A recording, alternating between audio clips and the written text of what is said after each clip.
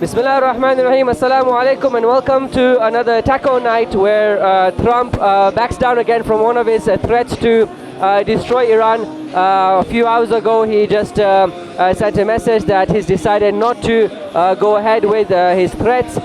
We all know he comes up with lies to justify his change of mind. But like usual, the news outlets and political analysts give weight to what he says. We're here today not only to discuss a different narrative, but we're actually here to show you a different narrative. Assalamu alaikum and welcome to the Battle of Narratives. We're at a roundabout, one of the main roundabouts where people gather together every night in support of the Islamic Revolution and in condemnation of the unjust war that has been imposed on Iran. I hope you can hear me. I can just about hear myself. I have two guests with me. I can't hear you. I can lip read just about what you're trying to say. Yeah. You know Sheikh Migdad by now, alhamdulillah, he's been in many episodes. This is Sheikh Mohammed Sindaya. He's been there throughout the podcast. You haven't seen him because he's the guy who's behind the cameras. Alhamdulillah, we managed to bring him in front of the cameras today. Assalamu alaikum Sheikh Mohammed Hussain. Assalamu alaikum Sheikh Migdad. So with the hope that you can hear me, with the hope that the people out there can hear me, can you tell us, Sheikh Migdad, can we start with you? Tell us a bit about what's happening. Bismillah ar-Rahman ar-Rahim. So right now we're in Maidan Mufid, which is the end of a massive street, a very big road in the city of Qom. And this is where one of the Tajammuat, just one of like multiple Tajammuat take place. So Tajammuat is where everybody comes together at night time, usually from like 10 o'clock, 10:30. Moving forward. It started with 9 o'clock. It started with 9 o'clock and it became 10 and then became 11. Just to clarify, we're on day number 102 or 3, I think. 102 or 3 of since the war has started. So for people to come in these numbers after more than 100 days is a big thing. So why are the people coming? So we thought, like, I remember when I came back after Tabligh, after Mahr Ramadan, when I came back and I came Tajammu, this was like maybe day 10, day 20. It felt like Arba'in. It was like, okay, this looks very amazing. We never thought we can go until 100-day plus. And every night we come back and say, what if like it goes down? What if there's less people today? And everything feel like, oh, there's no less people. There's same amount of people. There's enough tea distributed. And you know, Arba'in is a week, 10 days. This is 100 days, and it's crazy. It's absolutely mad. Like I was thinking the other day, like the Rasulis and the Tahiris and all these big guys are reciting Maddahi. They have to come up with like songs like not songs like the Maddahi, like every because like how many of them, and they don't replay things, right? Like, obviously some of them are very famous, but like they produce like things like all the time. It's like it's amazing. So I was actually when I was in for Tabligh when the war started, and these were happening every night. So I remember actually messaging Sheikh Mohammed Hussain, telling him, who's sitting down writing all these poems every single night? You have something different. Like who's sitting there writing all of these? And they're all up to date. They're relevant. They're talking about the events that are happening right now. Yeah, same day, like you have like new poetry every night, new like rhythms, and like it's all around us we're hearing new shar, new chants every night. It's really awesome. So, Sheikh Mohammed Hussain, what are the people? What message are they trying to give, and why are they coming every night? What's the purpose of these gatherings? So this whole thing started without anyone planning it. Like after the Shahadat of Rahbar, everyone just came out in the streets. So I think the behind this was basically we had these riots a few months back, and the reason those riots were able to take place was for two things. I think one was that the streets were empty and the rioters were able to take over the streets. That's one thing. Another thing is that the media portrayed in a way that the people who wanted to cause these riots felt they had numbers and felt they could do something, right? And as soon as I feel it's something like this, as soon as Rahbar became Shaheed, people felt this threat again, right?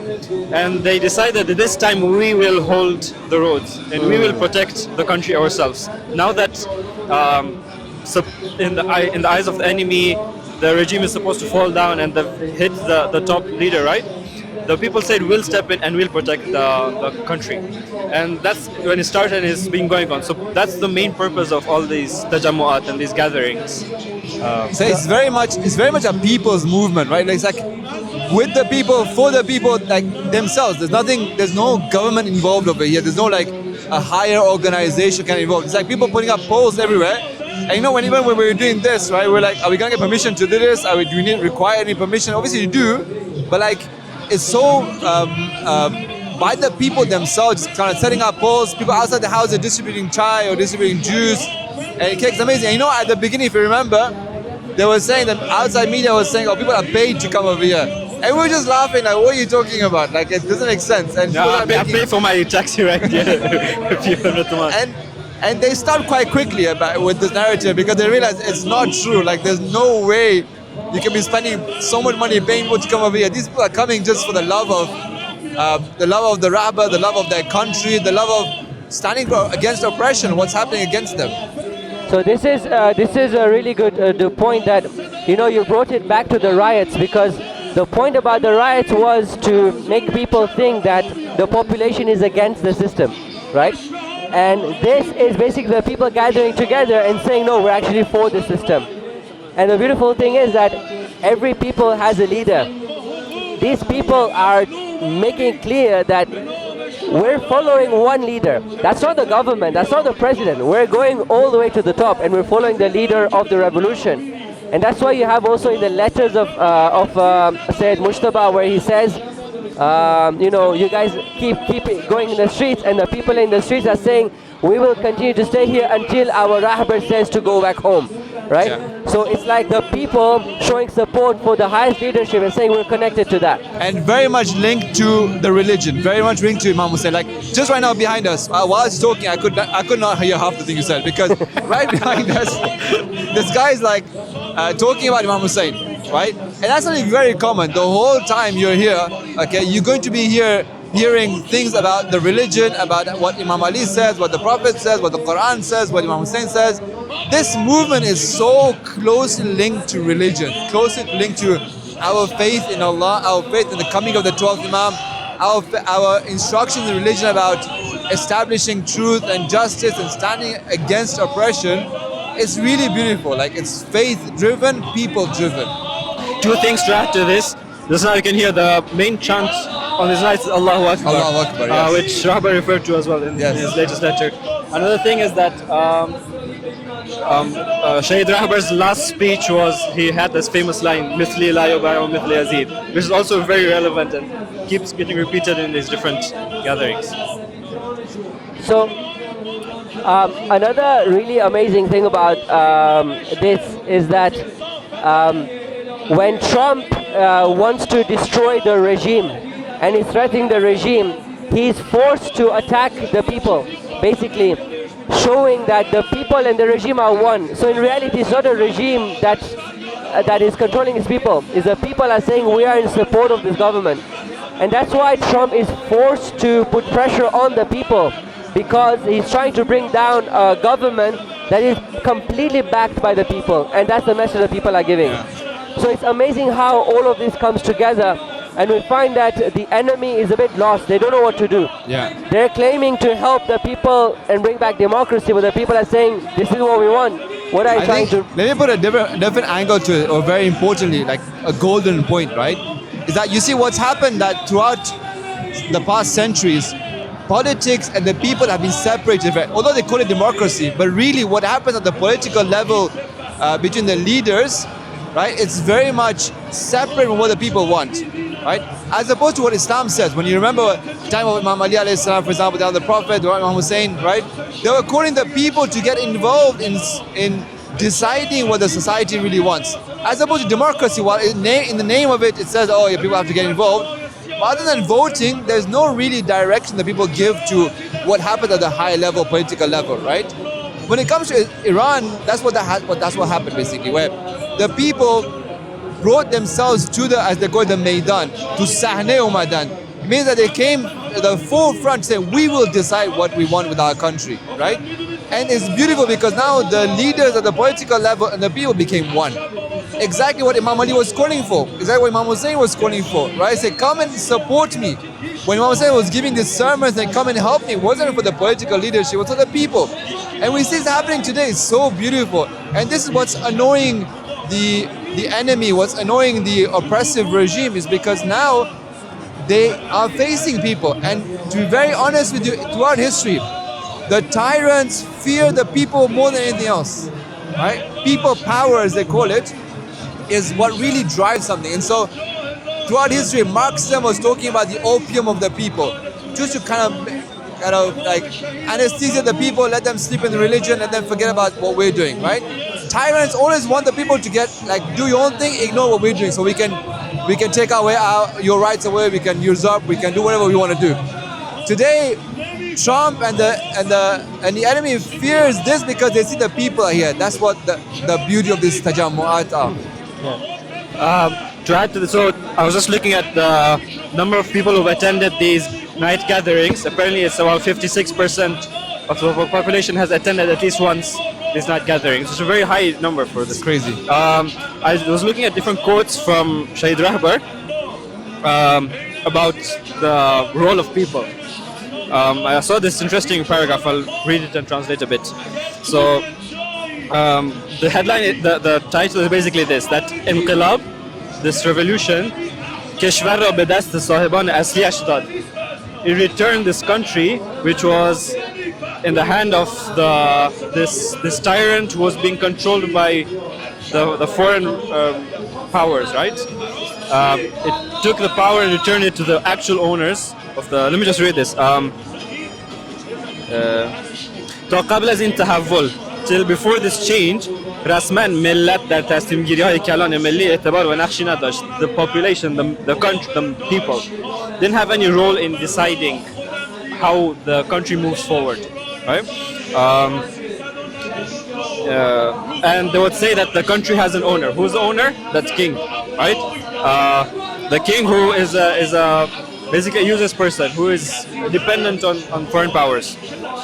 But the Islamic Revolution put this aside and returned the country to its owners. Let's talk about funny stories. Tell me about funny stories of Tajammu'at. I know there's like people come over here, like my kids, they come here every night, okay, or different places. They don't only come this area. And sometimes you wonder, like, why do kids come over here? Why do adults come over here? Like, okay, fine, we have like a lofty goal sometimes. There's always sincerity. We have to come over here, definitely there. But sometimes you come for the tea and the sugar as well, and the chai and just being part of the. So I think it's a really amazing experience. I was just thinking that our children get to grow up in an environment where, so you have this fun stuff, you have the chai, you have the sugar, you have many times our kids come in roller skates and bicycle to, they go up and down the street, people have their flags, they love to, fly the flags. There's programs for kids, there's paintings on the face, on the hands. Painting, yeah. So there's all of this stuff. There's an obstacle course right over here for kids. It's really beautiful. That's The really way this cool. thing has grown, right? Like we started this, none of this thing. Yeah, So yeah. people realize this is happening, So- then it's growth. Like, Exactly. But they realize we're going to be here for 100 days. Yeah. They put up like really nice stuff. So the kids are spending a good time, they're having a good time, and they're learning this lesson of resistance. They're learning about what's going on. Like we have this conversation with our kids about what's going on, right? We tell our kids about this is what Trump says, this is what's happening. This morning, this is what happened. They attacked this place, and this is why, and so they're involved in that life, right? When they're involved in it, you see that courage come in. You see, their understanding develops with this, right? So it's really beautiful, and I think this is like an amazing opportunity for kids to learn real world matters, even from a young age. Like 3 days ago, we're in Tajammu'at, and you look up, and what happened when you look at the sky? Yeah. Literally, yeah. We're on Tajammu'at, and suddenly you look up and there's missiles flying on top of your head. Like, and the kids are like, "Oh, look! Which one is it?" Like, and it shows like it's something different, right? It's like it's just beautiful. The other day there was a scholar who was explaining the whole geography of the West Asia, showing the role of the Strait of Hormuz and the other water passages in the area. And it was a scholar who was talking to the people. Well, my kids were tired, they were skating and stuff, they wanted to sit, so they sat there and they were glued at this scholar speaking about the geopolitics with a map for half an hour, and they were just watching, and then it gets them to think, they get to understand these things, right? It's just amazing for not only do they learn about, they get awareness about the real world issues and so on. The atmosphere is a religious atmosphere. They recognize the fact that these are religious values. We talk about Imam Hussein, we talk about Allah, the takbir is going on all the time. So their Islamic values are strengthening from that young age, right? So it's an amazing place, and that's why you'll see a lot of families come together, right? You don't just see men, you don't just, in fact, you see more women, right? Yeah, The you will mothers see more come, they women. bring their kids. There's people with strollers, young kids. You'll see very old people with, coming like struggling, and like, wow, this guy is coming like. So you see all people from all sorts of all walks of life coming and participating in this. You mentioned education. So because of the war, obviously school went online, right? But in one of the many schools did this, I think. But my kids, my Ali's school, they had at night classes in the Tajammuat. So there was a mokib, okay, right? It's actually right over here, a few like 200 or 300 meters down over here. Where there was a mokib they kind of placed in, and you would come over here, they would take part in Tajammuat, but 9 to 10 they would do maths. Literally 9 p.m., 10 p.m. over here in the mokib they do maths because schools are online. You need to see your classmates, you see your teachers, you come to the Tajammuat, everybody comes over here. And the place is full of education stuff. So you mentioned the scholar talking about geopolitics. They have different places where they talk about different things. When we were coming over here, setting up over here, there was a place on the other side of this roundabout where there was a library. Literally, they put shelves full of books. You come there, you sit there, just pick up a book and start reading. I saw a library. It was on that side. It was on that really side. cool. It was on that side. So it's become part of a culture. Like, can you imagine if it stops? I don't want to think about that. Really, like, still become part of our culture. That 10 o'clock you go to Tajammuat and you're like, And now Muharram is coming, right? So how is Muharram going to impact this? I'm guessing it'll start later to an extent. So I already saw some posters coming out of the different majalis. So they seem to be putting the majalis straight after Maghrib and Isha. And then like they put in the poster, once the program ends, we will head out to the streets to participate in the gatherings. Some majalis will probably just be on the streets, like especially over here, I'm guessing. So I had heard one announcement in one of the main roundabouts that they're gonna do the Zadari programs on the roundabout, right? So that's really cool again. That's like a new spirit of Muharram. It's like you're taking the history, Imam Hussein in history, and living it today, right? You're actually living the time of resistance. You're living the time of supporting your leader. Something Imam Hussein didn't have, right? Imam Hussein didn't have the support of the people. The people of Kufa let him. Right?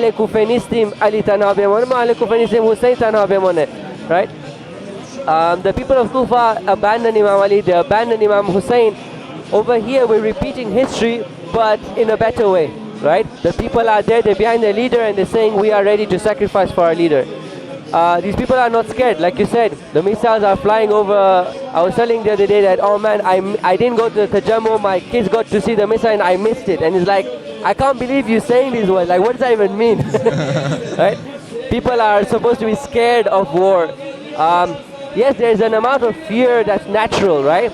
But the atmosphere is such that people get a lot of courage. Is that people look at the correct side of the war, which is we are fighting to protect ourselves, we are fighting for justice, we are fighting to protect other oppressed people, not just ourselves, right? So you'll see the flags that are being raised are not just Iranian flags. They're flags of other resistance movement in the area. Why? Because we're not just protecting ourselves. It's a bigger thing. We're looking at much bigger than our own personal benefits, basically. You just mentioned this one thing about comparing the people, the society just now, the society of Shias just now and the time of Imam Hussein. So this is something Rahbar addressed in his latest letter as well, right? So he said that it was about the death anniversary of Imam Khomeini. So in one part he mentions this, that Imam Khomeini in his wasiyat is will, in his will, and he says that Imam Khomeini, who chooses each word with taqwa, he writes like this, that I make this big claim that this society of millions of people of Iran is just now better than the Ummah the Prophet had in Hijaz and the Ummah Imam Ali and Imam Hussein had in Iraq. This progress has been there. That's a heavy statement, it's right? A very heavy statement, yes. The message that the Prophet came and gave, and the message that Imam Ali and the Imams were trying to bring to the people of their time didn't appreciate it. The people of their time didn't actually take it and actually implement it. It took more than 1,000 years for it to gradually sink into people's minds and in society, so that there were always, throughout history, we always had amazing individuals. But for it to be at a social scale like this, I think it's the first time. Babu said, this is where the Ummah has, And it's a revived. very big shift from individualism that happened over the last century, right? The world went towards a very strong individualistic ideology where it's about me and myself and my own kind of my own success and my own business and my own family and me, and leave me alone basically. I don't have anything to do with their society. This is completely opposite. This is all about society. This is all about us being together as an ummah, right? It's not about, oh, I've got work tomorrow. No, it's about the society, this town. Remember, it starts because we want to avoid the riots. We want to make sure the town is safe. We want to support the government. We want to support the people who are doing the work out there to fight off the oppressors, to put away the enemy, right? And that support is essential. And it's amazing to see that. It's like very different from complete individualism. Is this what's happening over here? Is this anything equivalent to protests that are happening in other countries? Can you bring that equivalence to it? To other movements that are happening in other countries? Yeah. What other movements do you see in other countries? Sorry? What other movements do you see in other countries? Other protests. Other protests? So when Where? we call people, we tell people come in the street to protest against what's happening, the injustice happening against the Palestinians, for example. Is this anything comparable? I don't think you can call this a protest. See, over there, it's people coming and protesting, right? Over here, it's not called a protest. Like, we don't call it like, it's people coming together to support, right? Support the government that's with them, to support the people that's with them. Let me put it this way, okay? I don't think you can replicate this anywhere else because the situation is different. I mean, over here, we have a rapper at the top, right? The leadership is the Islamic leadership. It's based on Quran and based on an ideology based on the 12th Imam coming back. It's based on Islamic principles. It's based on standing for justice and removing oppression and fighting against oppression and not allowing other countries to take over your right because of Tawheed and all the things we talked about in the past podcasts, right? So no, you can't. There's no other place in the world that you can really replicate this. But I will say this: in our Muharram centers, in Muharram, let's not talk about country level, okay? But at least in our centers, when we got together, for example, for 2 hours, 3 hours in a center at Muharram, commemorating the Azaa of Imam Hussein alayhi salam, we can create somewhat this feeling of being together as a community. Not just going in, listening to a lecture, and then going home and that's it, right? There has to be a form of, this is my community, this is where things should happen. We need to turn our centers into a community feeling where there's brotherhood, there's guidance, there's scholarship over there, there's education, and there is social movement happening there in a way that there are slogans, there are awareness of what's happening in today's world. You know, if you cut off religion from what's happening in the world today, that religion is not the religion the Prophet brought. See, the Prophet and the Imam, they came with a religion that was there to fix the needs of the people, to fix the lives of the people, right? A religion that's there for you just so that you can pray Salatul Layl at night and connect to God on your own is not the religion of Islam nor the religion of the past prophets. All the prophets came to fix the need at a social level, together as a community effort, right? And so we need to bring back this religion of the Prophet that has a connection with what's happening in today's world, what's happening in the world, the movement of today's society, the needs of today's ummah. Where are those needs? And so when we come to the Azaa of Imam Hussein, we get together, we're doing the program, or after the program, when we're sitting together, having tea, let us be like a community that's going forward, a community that's moving forward, a community that's connected to what's happening today. Not disconnect, not talk about Imam Hussein as a disconnect. Oh, it happened in history 1,400 years ago and that's it. It's sad if it ends there. It doesn't have any value.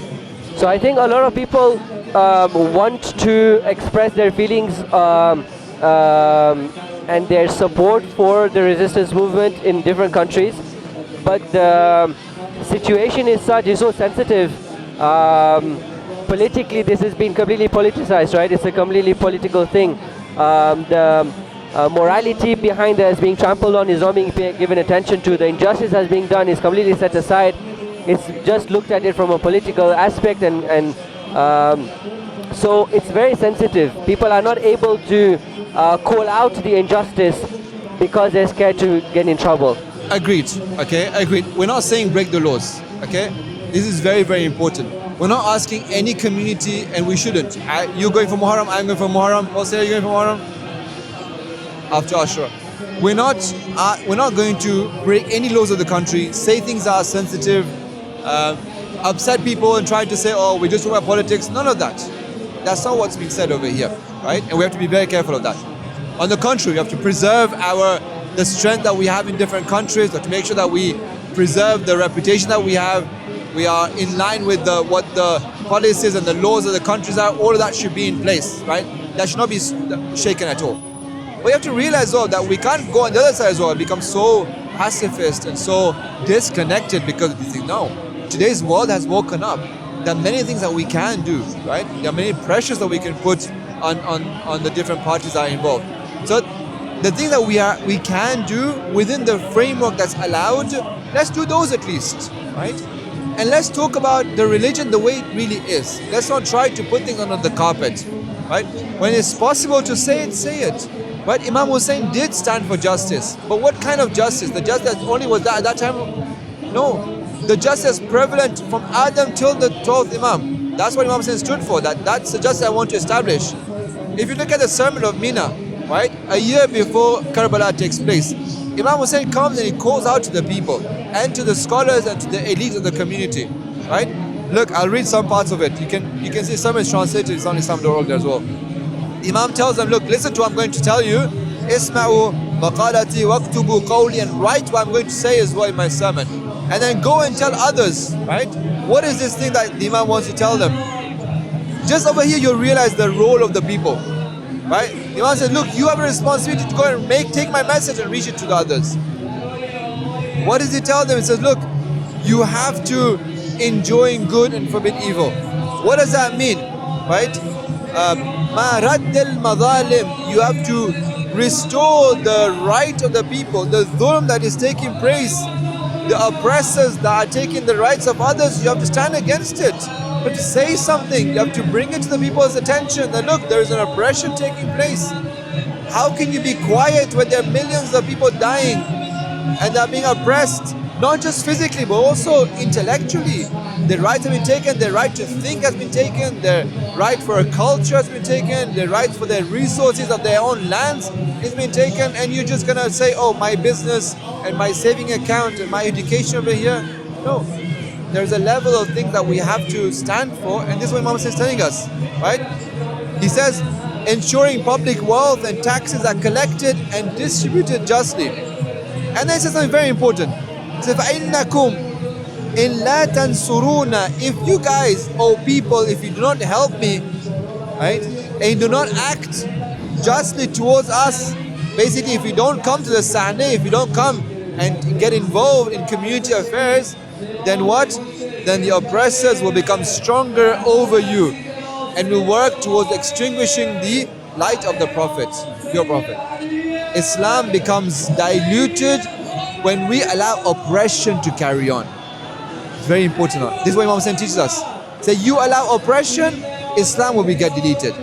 So you have to stand against oppression, so Islam becomes strong. And this is something we can see at a global scale today as well, right? The countries that stepped aside and said this is none of our business, today they're going to be suffering financially because of the market being touched. Nobody stood against the United States and its allies in doing this oppression, and so now the whole globe, the whole world is going to suffer the repercussions of this war. They should have stood there and say no to this. They should have condemned this.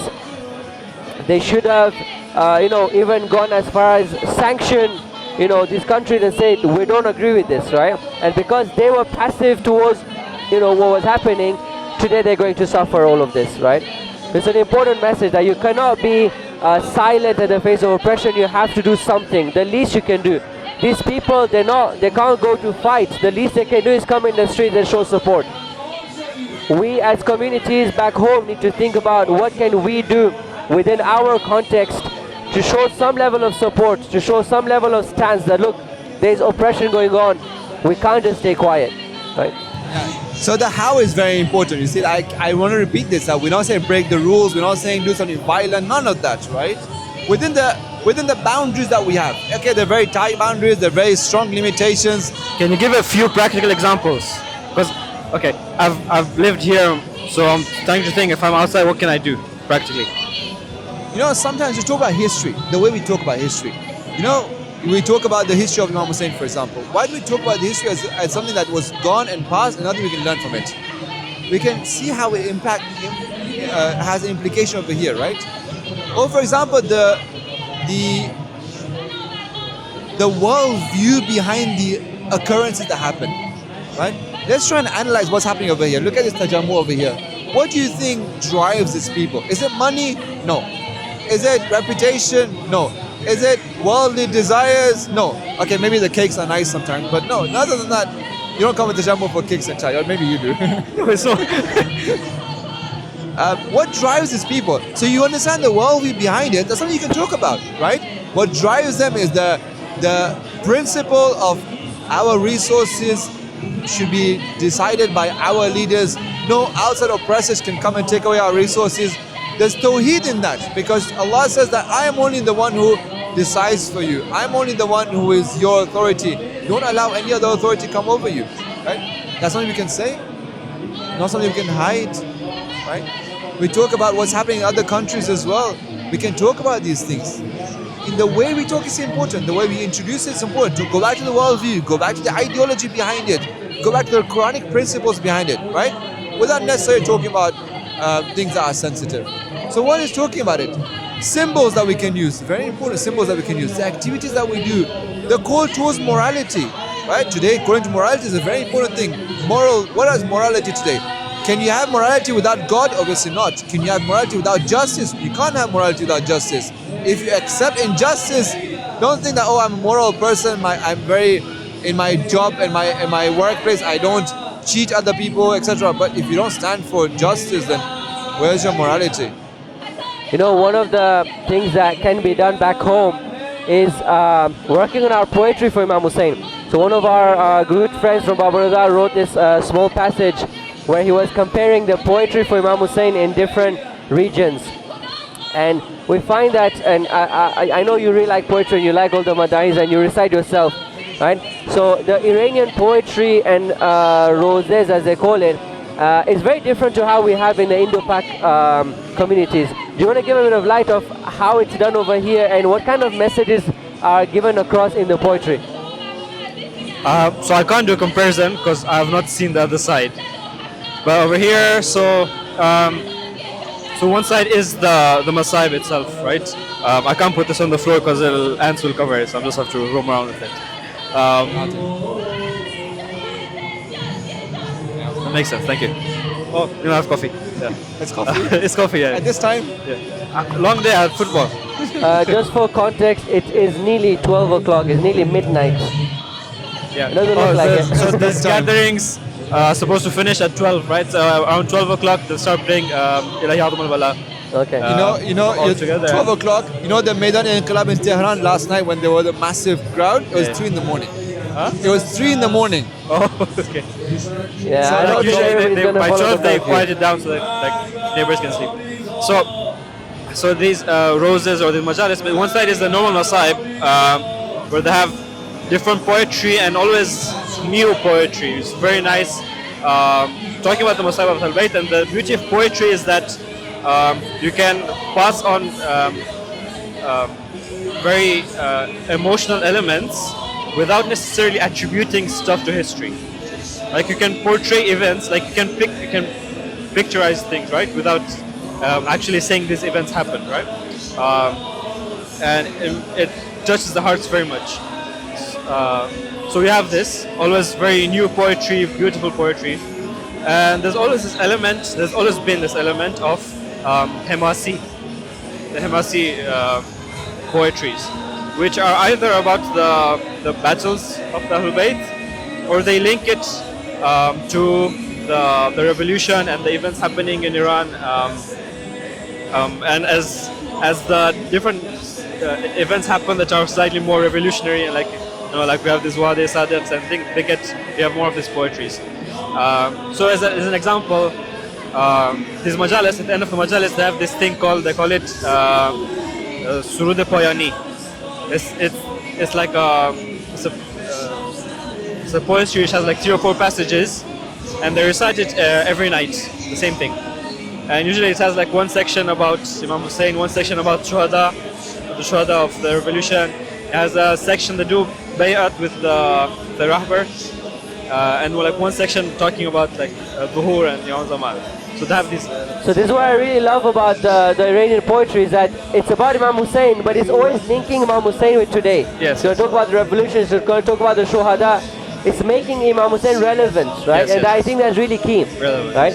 Who are the key? Who would say are the key reciters who do this? Hussein Tahir is famous for the Tahirs are famous for this.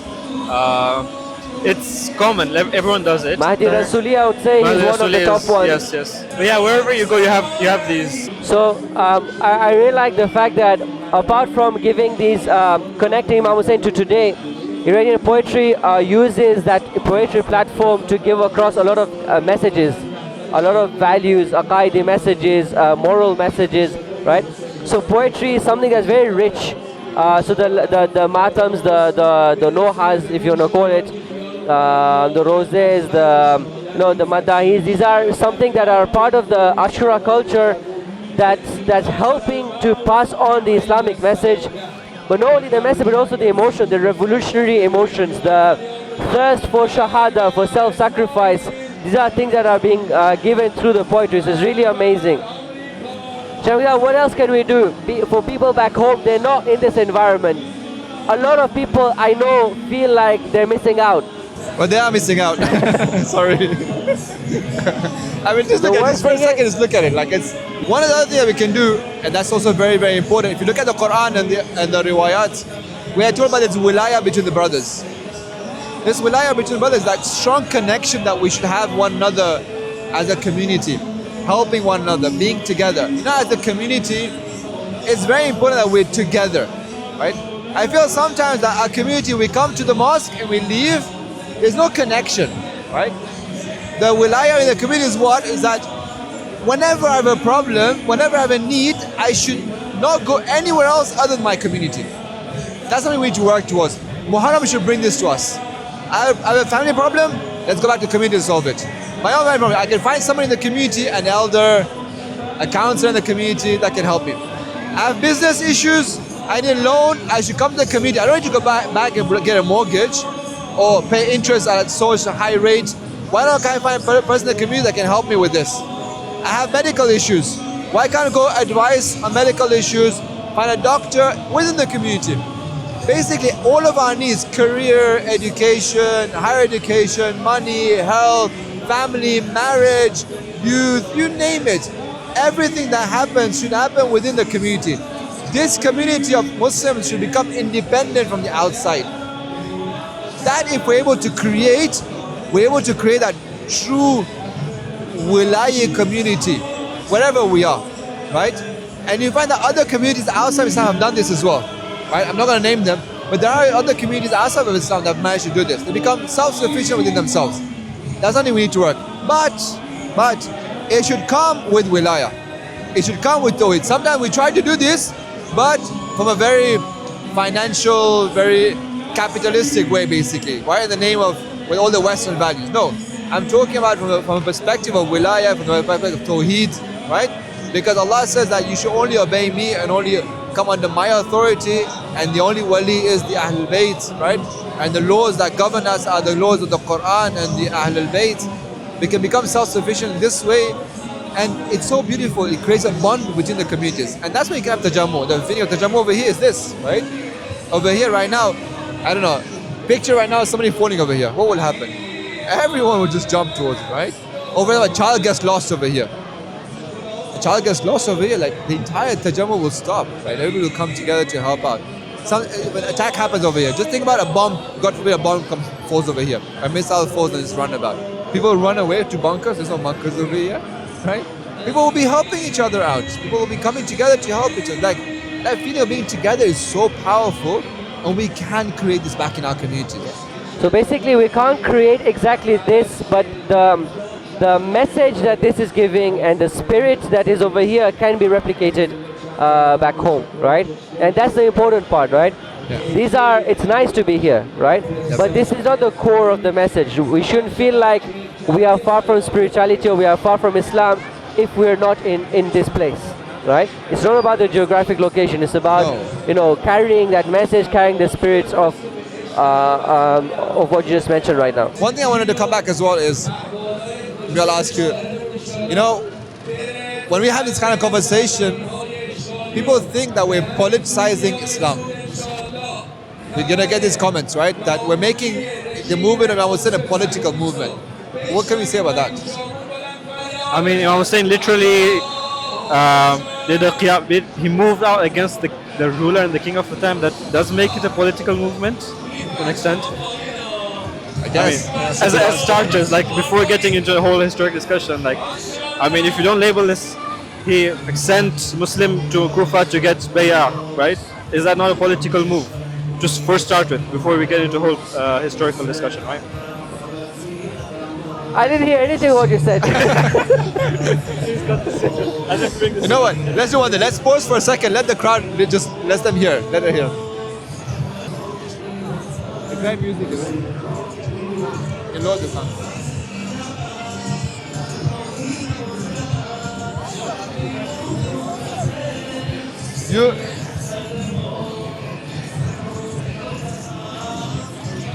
Pay attention to this.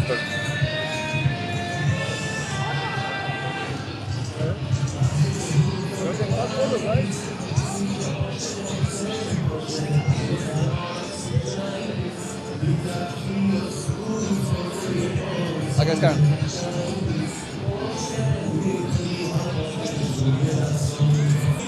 So I was asking, people when they hear our type of conversation, they might say like, oh, these Iranian scholars, they're politicizing everything. They're making Imam Hussein's movement is a political movement. What would you say to that? Are you an Iranian scholar firstly? So I'm not an Iranian scholar. I've studied in Iran, and I think I try to not be biased and benefit from the positives of the Iranian culture, the Islamic Iranian culture. This right? is where you can say I've got bachelor's in neuroscience from the King's College, King's College London. Yeah, so you go around the world. I had the tawfiq to live in different countries around the world, and you learn to take the best from everywhere, right? So I'm in Iran, and there's honestly, genuinely, without a bias, there's a lot of Islam in the Iranian culture. And you can see this, right? These are Iranian people who've come in support of Islam, right? So there's nothing wrong in benefiting from them and being inspired by the Iranian nation when it comes to the Islamic aspect of their culture, right? So no, I'm not an Iranian scholar, but I'm a person who's benefited a lot from the Iranian people, their hospitality, right? We've been here for over a decade, and we've enjoyed their hospitality. We've enjoyed the facilities. We've enjoyed the whole setup. We've enjoyed the protection of the Islamic Revolution and all the benefits of the Islamic Revolution. So we thank the Iranian nation for that. Is it political? Depends what you mean by political, right? I think these are words that are not well defined, and then they're just thrown around. Loaded words, they're called. So when we talk about political, the way Trump does, where you're lying, you're deceiving, you're looking for benefiting yourself, you're going beyond morality for the sake of political benefits, then no, we don't believe in that kind of politics. But when you talk about politics in the sense of Sasatul Ibad, the ones who are managing the servants of Allah subhanahu wa ta'ala, the government, the system is trying to help the people achieve their best interest, their own best interest, the people's interest, then why not? That's what Imam Hussein stood for, right? To help establish Islam and the just system of Islam in society. So if that's what politics means, what Imam Hussein did, what Imam Ali did, what the Prophet did in Medina, then yeah, Islam is a political religion in that sense, right? So we're not politicizing, we're just doing what Imam Hussein was doing, we're just doing what Imam Ali was doing. I think the key is that politics today has been defined as a very dirty, lying, deceiving, as you mentioned, right? Not for the people. Whilst in Islam, the connection between the leader and the people is so strong. The people will love the Prophet, they were with the Prophet, they were there to support. And sometimes when there's a break, it affects religion as a whole, right? What happened, you remember that scene where Imam Ali, towards the end of his life, from the minbar, he starts to cry. He's like, the Nahj al-Balagha has this scene where the Imam holds his beard, Amir al-Mu'minin, and he starts to weep and cry and say, I am upset with you people for not coming to support. Where are Aina Ammar, right? Aina Dhu Shahadatain. Where are those companions that were there to support me as a leader over here? Right? Can you say, oh, you're trying to politicize everything? No, it's not. Politics in the dirty sense, yes. Islam is far away from that. You know where you can really see how the word politics and the concept of politics is two different worlds between what Islam has and what's out there, is when you watch political analysts trying to understand what Iran is going to do. You know, sorry to interrupt. I remember this phrase from Imam Ali addressed to Muawiyah, right? I can't remember the exact thing, but it's something like this, that what you're doing is not cleverness, it's a form of shaitanat, or something like this. This is the word Imam Ali used, right? And he also has this, that if I were to behave like you, I would be on top of everything. But like, that's what you say exactly. There's like two complete worlds of politics, or definitely how we define this. Ahsantum. And because the other side is looking at politics in a different way, when they try to analyze how Iran is going to act and react and what Iran is trying to achieve, they're getting it all wrong. I've been watching a lot of political analysis of big political professors and ex-CIA directors and so on, and they're just not getting the point of what Iran is trying to do. They keep miscalculating. Rahbar keeps talking about that, right? The enemy just keeps miscalculating, and all of their efforts are in the wrong direction because they're just not understanding what the Islamic Revolution is trying to do. Because we're on two different parts of politics. Politics in Islam, in the Islamic Revolution, in Islamic government, is about protecting the people's rights. It's about working for the people. Ra'isul Qawm Khadimuhum. The Prophet says that, right? That the leader of a people is their servants. Over there, on that side, the president is superior to the people. He does what he wants. He doesn't listen to advice. In the US right now, it's at its peak of tafar'un, like Sayyid Mujtaba says, right? We have a Fir'aun right now. He's doing what he wants, right? And he's openly saying it. I want petrol, I want oil, I want this and that, right? So yeah, so this is two different worlds, two different politics, two different objectives, and the enemies are never going to understand what this is going. In this speech, the speech I quoted from Shaykh Khamenei about the role of the people.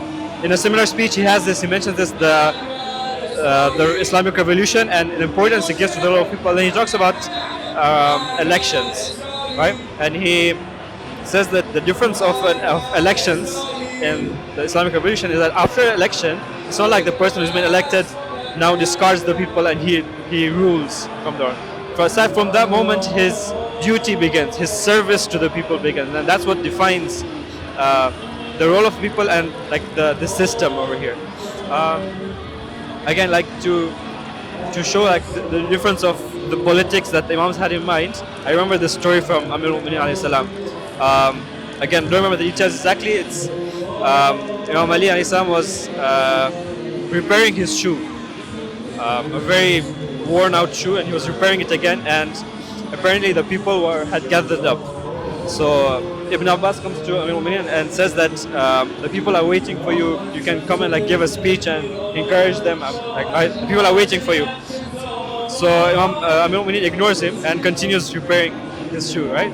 And like Ibn Abbas keeps insisting, and like he kind of doesn't understand what's happening, and he gets upset that like I've gathered all these people up and like I keep going and reciting a few salawat to keep them engaged, like they're waiting for you. So Amir al-Mu'minin says that. You see this shoe? How much is the shoe worth for you? He says like a fraction of a dirham or something like that.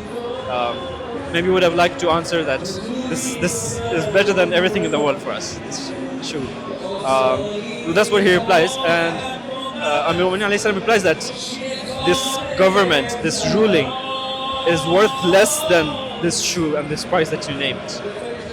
Illa if I manage to return a right to its owner. You know, right now we're sitting over here and Mexico's playing South Africa right now. Okay, it's the World Cup first. It's 1-0 right now. Who? 2-0? 2-0. Okay, he's saying 2-0. Live scores.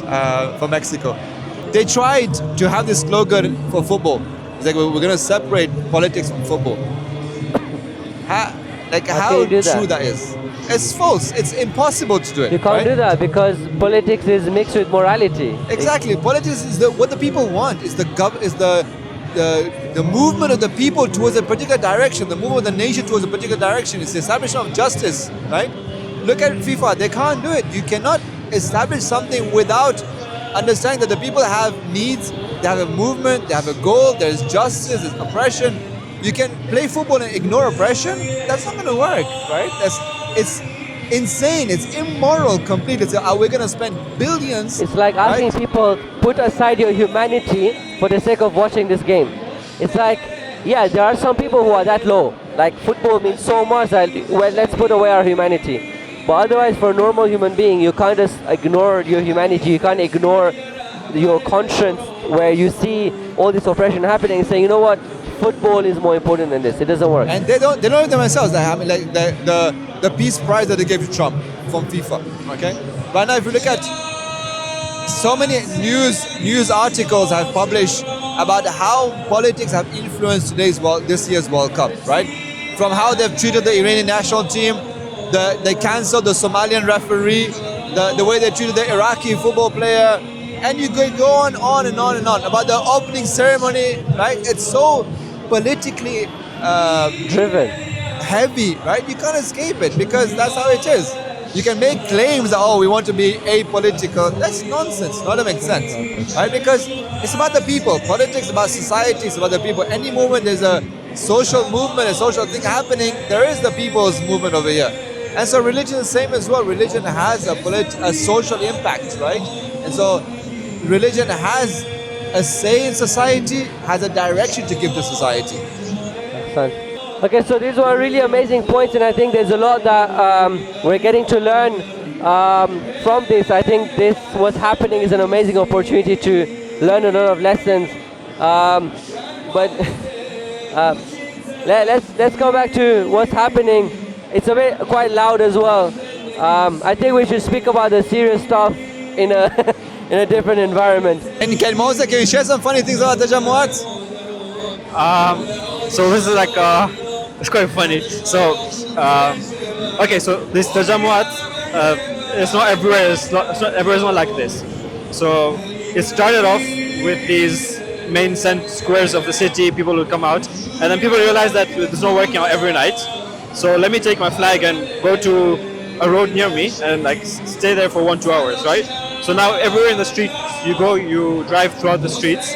You have like groups of people in different streets or different small squares around the town with their flags, with their kids. Again, same thing, this development. So sometimes I go with my wife, right, and we're standing there with our flags, and I don't know like what people think, like this young couple thing, so like we get like some old people passing and they give us some nice comments, like mashallah. It's very. So you know, like the Tajammu near our house, it's a mosque community, Tajammu, right? My dad goes there, my parents go there. So my parents go there, right? And now they know each other, right? The whole neighborhood knows each other, right? They know this guy is from this house, that guy's from that house. This guy always brings oranges. One guy is Sayyid, he always brings oranges. Nicely cut, this is orange for everyone, right? So like that community feeling where everybody knows each other now in the neighborhood because of the Tajammu, we're gonna meet that. The Tajammu is very nice. So one of the really cool things that they started doing, they don't do it so often, but now and again they do it across the country, is they parade some of the what can I call it? I'll say the way Trump says it, the pew pew. the tools for fireworks. The tools for fireworks. Although they're plastic ones, right? No, they're real ones. They're not real. They bring real ones. Are you serious? I've seen it. Real ones? Been in one of them. Like once or twice they brought. So I missed the big ones. I got. What if you're smoking? You just throw your smoke like. No, I'm sure that it doesn't come with the explosive, but the actual thing is it's the actual thing. So in Tehran they bring the really big ones, the Khorram Shah, Over here, once they had brought the Khaybar Shekan. I missed that, but I was there when they brought the Shahid drones. And they started painting the Shahid drones in pink and blue. Pink for the girls and blue for the boys. That started because there was a girl that came on social media asking the army if they can sell a pink. Yeah, so they drone sent too. a pink one, and then the same girl came and says, you know, the boys are complaining that they also want, so can you do a blue one? So then, what's really beautiful again, you know, it's just so, you don't see this around the world, right? Where the people, the leadership, the military, they're all one, Yeah. right? They're hearing each other, they're listening They're to each other, talking they're to each other, united, right? they're Like- talking to Yeah, each like other. you have the video, like someone requesting something the next day that like, they have that thing on the missile, and then the message goes back, and it's like back and forth. I mean, in terms of humor, the amount of jokes that people make about Tajammuat, about everything that's A happening. shout out to the Iranian embassies across the Yeah, it's world. really They're doing an amazing. amazing job. Those are just like another level. But even locally as well, the amount of stuff that like sometimes you just like laugh out loud. So another thing that I've seen as well, Tajammu, like once I was here, is they brought some of the navies from the boat that was sank in near India. That was interesting as well. They were recounting their stories as well. So they really bring people that have been involved in different places to share their stories, real stories basically, real experiences. And often you'll find people that have been involved and you can talk to them, what happened. They're very with the people, right? Like it's not something separate. It's very nice in that sense. Like you get to learn a lot, you get to hear real experiences in the Tajammuat as well. Santom, thank you. So as you can hear right now, they've started the Ilahi Azmal Bala, and this is a sign that, you know, these guys are wrapping up, and slowly people are starting to wrap up the mokibs. It's I like think it's a 12, sign for us to 31 also start wrapping up. Alhamdulillah, it was really amazing to have this discussion over here. I won't, I'll be honest, I got half the conversation. I hope that the listeners got the full I conversation. hope I can get the audio out of this. I don't know. Inshallah. It's going to be a Inshallah. tough one to edit. I think the main thing about this discussion, apart from the messages and the points, I think it was just to give a feel to the brothers and sisters out there of what's happening over here. They can, you know, get to experience what a lot of people are experiencing every single night for the last 100 and so nights. Alhamdulillah, it's really amazing. It's a big blessing. We thank Allah subhanahu wa ta'ala for this opportunity. And inshallah, we pray to Allah to protect the mu'mineen, to protect all innocent people, to help us defeat the enemies of Islam and the enemies of humanity, and to bring peace, peace that's long-lasting peace, and a peace that also comes with justice, where people's rights are being given. Inshallah, and to end all of this, inshallah, with the dhuhur of the Imam of our time, because at the end of the day, all of this is happening. We want our Imam back, because that's where the ultimate peace will happen. That's when we will achieve our ultimate objective. So inshallah, with this dua, we'll inshallah see you again in the next episode of Battle of Narratives. And until then, assalamu alaikum wa rahmatullahi wa barakatuh.